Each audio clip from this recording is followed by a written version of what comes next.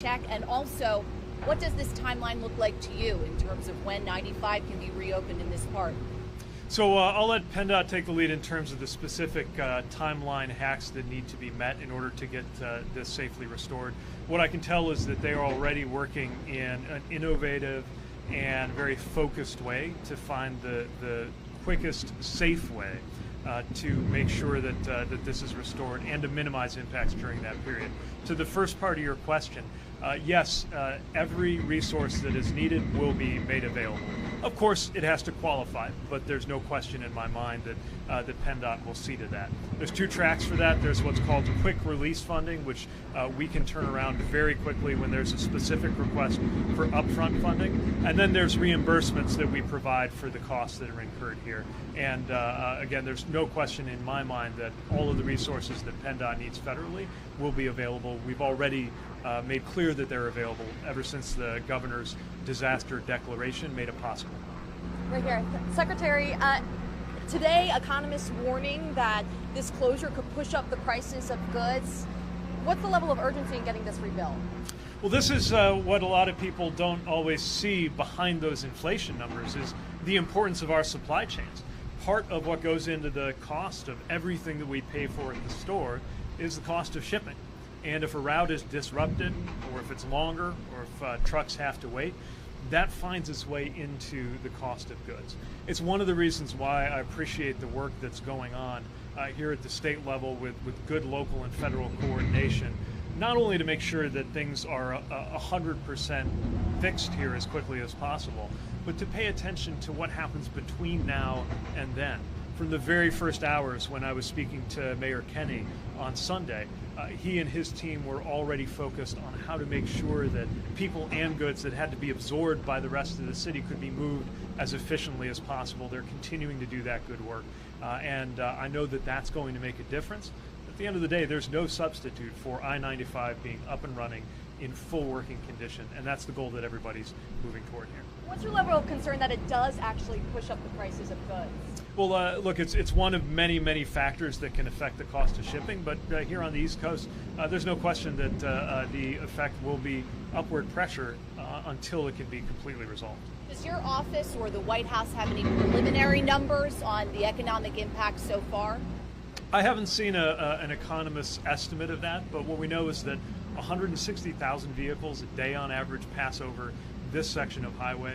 Shaylin, do you know offhand the percentage that's trucks? It's about 8% is trucks. About 8% of that is trucks. Obviously, that is a lot of America's GDP moving along that road every single day. Go back here. What is really the impact of 8% of trucks not being able to get through here? Well, look, what it means is that the trucks will have to take a longer and more costly route to get to where they're going. Now, I know America's truck drivers, they are creative, they find ways to adapt, they are resilient, and of course they're not doing that on their own. Again, there's going to be a lot of work, analysis and support going into making sure that we make the most of alternative routes. We're even making contact with Google and Waze to try to optimize any kind of software information that is reaching drivers, whether it's commuters, travelers, or truckers. So they're going to do the best they can given this situation. But obviously, it is not just an inconvenience, it is a cost. Mr. Secretary, like us, you must want to know what went wrong here. Has anybody given you a sense of what went wrong? And are you concerned about the flow of gasoline and dangerous products on our highways? Well, NTSB has the lead in investigating this. They are very thorough, which means it will take some time to get the full results. We are... They don't report to me in terms of a timeline, but generally what they do is they have a full report that takes a while to return. Sometimes in the interim they'll present a fact-finding report that provides some preliminary information. We are participating and supporting that process and doing our own work from federal motor carriers, highway and PHMSA perspective, because of course we are concerned when it comes to hazardous material. I do want to emphasize though, there have been cases in years past where a section of highway or a bridge collapsed in broad daylight, seemingly at random. Of course, this is not that. This was an enormously intense fire underneath a structure that my understanding is relatively new in its construction. and the result of that much heat, of that much fuel burning, was of course what compromised this structure. But beyond that common sense level that we know what happened underneath this section of highway before it collapsed, I don't want to get ahead of the work that NTSB is leading. But does it raise questions about design, about bridge designs when you have trucks like this moving about the highways? Well, again, we're going to always try to learn from every case of what happened. Just as in responding to this, we've been learning, and I know Secretary Carroll mentioned benefiting from the experience of what happened when there was a partially similar fire and collapse on I-95 in Georgia in 2017. But look, there's a certain level of damage. There's a certain level of heat and fire and stress on a structure that no bridge or highway can tolerate. Whether there are any issues that we can learn from for the future, that's exactly what the investigation is going to teach us more about. Mr. Secretary, is the federal government working with these trucking companies to try and find them alternate routes to try and ship these goods by train or other areas? And should Americans expect to see supply chain disruptions for the next few months while this is repaired? Well, there's going to be an effect, but I also think that that can be managed, and we already see in the local, county, state, federal partnership and the private sector response a lot of very good work being done to try to mitigate that effect. We certainly stand ready to help anybody who needs assistance, but we also see that a lot of these operations, they're built to contemplate the unthinkable, and in this case, already adapting to try to make sure that their goods can move on alternate routes. Mr. Secretary, you mentioned the federal support for PennDOT and the rebuilding effort going on behind you.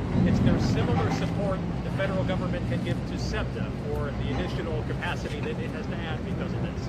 There is, and we're working out the details right now in terms of what is eligible, but there are provisions that allow some forms of federal highway money to be used to support transit in response to emergencies, and we've been in close contact with SEPTA. Again, really appreciate the way that they too have stepped up in ways that the director explained a little bit earlier, and that's going to make a big difference for so many commuters who were impacted by what happened here.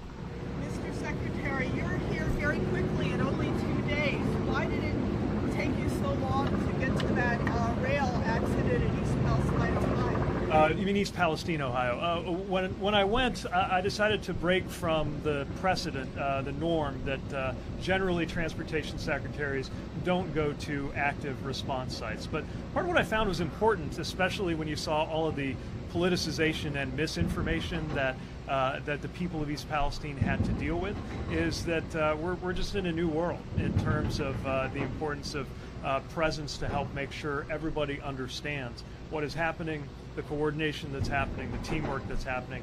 And so in the same way that I value the ongoing conversation that I have with people that I spend time with on the ground in East Palestine, I value the opportunity to be both on the ground and coordinating over the phone with everybody who's involved in the response here in Philly. Mr. Secretary, just some of your initial impressions of seeing this close up, the magnitude of it, and I know you can't get into an exact timeline, but a ballpark timeline of how long this could take. Well, there are a few things that I was struck by right away. First of all, the coordination, which you cannot take for granted between all of the different players here. Local police, fire, and first responders, PennDOT, SEPTA, the mayor and his leadership team, OEM here doing that emergency response, and all of our federal personnel. You can feel when that kind of coordination is happening, when there's good communication and collaboration, and I feel that here. The second thing that I'm struck by is the speed of the response. Obviously, the first step to making sure that this is reconstructed is to tear down the compromised structure. I saw images same day that were collected, both in public media imagery and in what we were able to get as an agency. And just the difference from then to now in not much more than 48 hours is striking. It reflects how quickly contractors and the public sector here have worked to make sure that's underway. Again, I defer to PennDOT on the exact timelines of that, but that step is going to be a critical early milestone before they get into reconstruction and recovery mode. It's one of the most striking things I see here. The third thing, of course, is just the enormity of what happened here. You can very directly see in the burn marks and the twisted metal what the effects are when thousands of gallons of combustible fuel burn directly beneath a structure like this.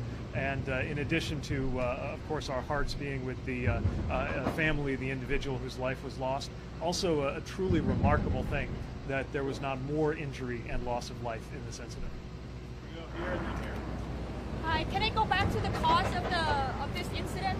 Have you been given more information about the vehicle itself, the condition of it, whether or not there's any failure on the brakes or anything like that? Any more information on that? I don't have anything on that right now. Those are the kinds of things that will emerge in the course of the investigation. We'll look to both law enforcement and NTSB to likely have the first public answers on that. My next question is actually for Secretary Carroll. If you want to step up. We just heard Secretary Buttigieg talking about how quickly this is already moving. You said it yesterday, crews are on 24/7. Can you explain what the bidding process is for this project, or do you have someone on retainer? No, there was no bidding on this process because of the emergency declaration and the emergency nature.